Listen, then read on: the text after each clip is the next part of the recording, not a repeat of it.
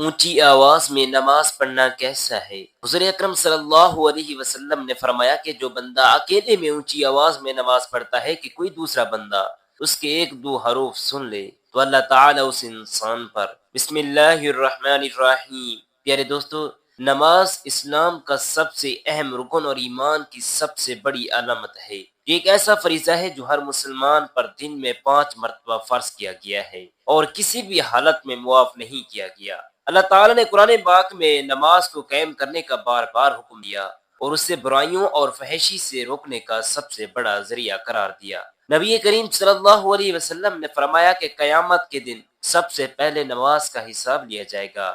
اگر نماز درست ہوئی تو باقی اعمال بھی قبول ہوں گے اور اگر نماز خراب ہوئی تو باقی اعمال بھی رہ جائیں گے۔ جو شخص نماز کو خشوع و خضوع کے ساتھ ادا کرتا ہے، اللہ پاک اس کے گناہ معاف کر دیتا ہے اور اسے پاکیزہ زندگی عطا فرماتا ہے۔ نماز کو چھوڑنے کی بہت سخت وعید آئی ہے۔ نبی کریم صلی اللہ علیہ وسلم نے فرمایا کہ آدمی اور کفر کے درمیان فرق نماز ہے، جس نے نماز چھوڑ دی وہ کافر ہو گیا۔ ایک اور روایت میں ہے کہ جو شخص جان بوجھ کر ایک نماز بھی چھوڑ دے اس کا نام جہنم میں لکھ دیا جاتا ہے۔ حضرت عمر رضی اللہ تعالی عنہ فرماتی ہیں کہ جو نماز چھوڑ دیتا ہے اس کا اسلام میں کوئی حصہ نہیں۔ صحابہ اکرام نماز کو دین اسلام کا سب سے اہم ستون سمجھتے تھے اور اس کے بغیر کسی کو مسلمان ماننے کے لیے تیار نہیں تھے۔ نماز پڑھنے کے بے شمار فضائل اور برکتیں ہیں۔ ایک نماز سے دوسری نماز تک کے گناہ معاف کر دیے جاتے ہیں۔ فجر کی نماز ادا کرنے والا اللہ کی حفاظت میں آ جاتا ہے۔ عشاء اور فجر کی نماز باجماعت پڑھنے والا پوری رات عبادت کرنے والی کے برابر ہو جاتا ہے۔ جو شخص دن میں 5 بار وضو کر کے نماز پڑھتا ہے اس کے گناہ اس طرح دھل جاتی ہیں جیسے پانی میل کچیل کو بہا دیتا ہے۔ نماز جماعت کے ساتھ ادا کرنا بہت زیادہ ثواب کا باعث ہے۔ جماعت کے ساتھ نماز پڑھنے کا اجر اکیلے نماز پڑھنے سے 27 گنا زیادہ ہے۔ نبی پاک صلی اللہ علیہ وسلم نے فرمایا کہ اگر لوگ اذان اور پہلی صف کا ثواب جان لے تو قرآن اندازی کر کے اس میں شامل ہونے کی کوشش کریں گے۔ جو شخص عشاء اور فجر کی نماز مسجد میں جماعت کے ساتھ ادا کرتا ہے اسے پوری رات قیام کرنے کا ثواب ملتا ہے۔ اللہ کے نبی صلی اللہ علیہ وسلم نے یہاں تک فرمایا کہ اگر کسی کو مسجد میں نماز کے لیے آنے میں مشکل ہو تو اسے سہارا دے کر آنا چاہیے، کیونکہ مسجد میں نماز پڑھنے کا مقام بہت بلند ہے۔ جو شخص نماز کو ہلکا سمجھتا ہے اس کے لیے قیامت کے دن بہت بڑی حسرت ہوگی۔ جہنم میں لے جانے والے لوگوں سے جب پوچھا جائے گا کہ تمہیں کس چیز نے جہنم میں ڈالا تو وہ سب سے پہلے یہی کہیں گے کہ ہم نماز پڑھنے والوں میں سے نہیں تھے۔ شیطان انسان کو سب سے پہلے نماز میں سستی دلاتا ہے، کیونکہ اسے معلوم ہے کہ نماز ہی وہ عمل ہے جو اللہ کے قریب کرتی ہے اور نیکیوں کو مضبوط کرتی ہے۔ جو شخص نماز چھوڑ دیتا ہے اس کا دل سخت ہو جاتا ہے اور پھر وہ گناہوں میں مبتلا ہو جاتا ہے۔ نماز صرف عبادت نہیں بلکہ بندے کے لیے سب سے بڑی دعا اور اللہ سے رابطے کا ذریعہ بھی ہے۔ جو شخص نماز میں خشوع و خضوع کے ساتھ کھڑا ہوتا ہے وہ اللہ کے ساتھ سب سے قریب ہوتا ہے۔ سجدہ کرتے وقت بندہ سب سے زیادہ اللہ کی رحمت کے قریب ہوتا ہے اور اس وقت کی گئی دعا رد نہیں ہوتی۔ جو شخص نماز کو دل سے ادا کرتا ہے اس کی زندگی سے بے برکتی ختم ہو جاتی ہے اور اس کے دل کو نور سے بھر دیا جاتا ہے۔ جو شخص نماز میں لاپرواہی کرتا ہے اللہ پاک اس کی زندگی سے برکت اٹھا لیتا ہے۔ اس کے چہرے سے صالحین کی روشنی ختم ہو جاتی ہے اور اس کے کاموں میں رکاوٹیں ڈال دیتا ہے۔ نماز قیامت کے دن مومن اور منافق کے درمیان فرق کرے گی۔ منافقین سب سے زیادہ نماز میں سستی کرتے تھے۔ وہ فجر اور عشاء کی نماز چھوڑ دیتے تھے کیونکہ یہ نمازیں اندھیرے میں ہوتی تھی اور ان کا ایمان کمزور ہوتا تھا۔ جو شخص نماز میں کوتاہی کرتا ہے وہ نفاق کی طرف بڑھتا ہے اور جو شخص نماز کو وقت پر ادا کرتا ہے اللہ پاک اس کے رزق میں برکت عطا فرماتا ہے اور اسے کامیاب زندگی عطا کرتا ہے۔ نماز میں قرآن کریم کی تلاوت ایک ایسا عبادت عمل ہے جس میں نبی کریم نے نہ صرف الفاظ کو پڑھنے کا طریقہ سکھایا بلکہ اس کے انداز ادا میں بھی خاص نزاکت اور اعتدال پیدا کیا۔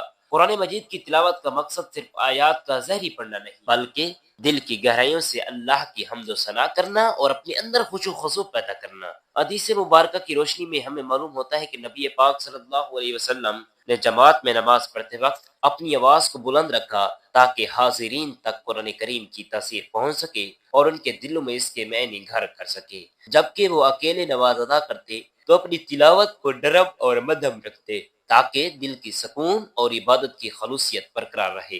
حضرت عائشہ صدیقہ رضی اللہ تعالی عنہا سے روایت ہے کہ نبی کریم صلی اللہ علیہ وسلم نے فرمایا کہ نبی پاک صلی اللہ علیہ وسلم تلاوت جماعت میں اس قدر واضح اور بلند ہوتے کہ ان کی آواز ہر شخص کو محسوس ہوتی اور ہر شخص سنتا۔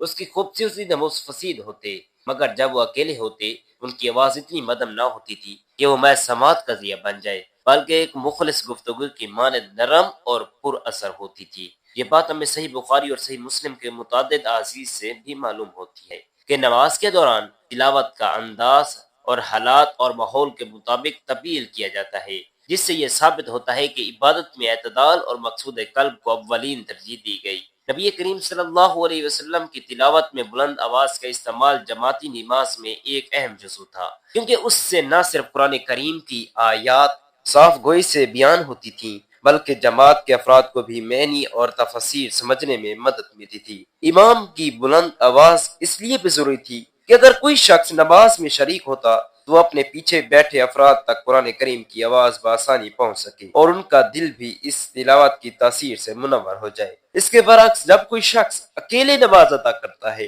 تو اس کے لیے بلند آواز کی ضرورت نہیں رہتی، کیونکہ اس حالت میں عبادت کا مقصد اپنے دل میں اللہ کی یاد کو تازہ کرنا اور ایک خاموش ماحول میں اپنے رب سے گفتگو کرنا ہوتا ہے۔ اس سلسلے میں فقہا نے بھی یہی رائے دی کہ اکیلے نماز پڑھتے وقت تلاوت کو ایسی مدھم آواز میں ادا کیا جائے کہ دل کی گہرائیوں تک خشوع و خضوع قائم رہے اور دل کی حالت کو زیادہ بیدار کر کے غیر ضروری شور و غل سے بچا جا سکے۔ حضرت ابو ہریرہ رضی اللہ تعالی عنہ سے روایت ہے کہ رسول اللہ صلی اللہ علیہ وسلم نے اپنی نماز میں مختلف مواقع پر تلاوت کا انداز بدل دیا۔